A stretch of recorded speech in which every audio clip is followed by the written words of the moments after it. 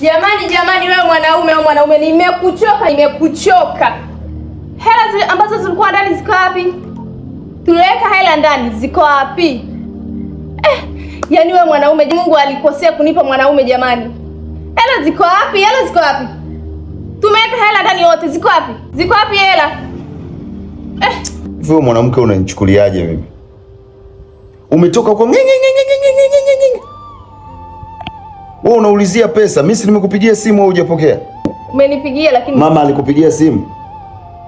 Amenipigia lakini sijapokea. Ulipokea? Sijapokea. Unajua tulikuwa tunataka tukwambie nini? Sasa iko hivi, mdogo wako amepata ajali ya pikipiki kijijini.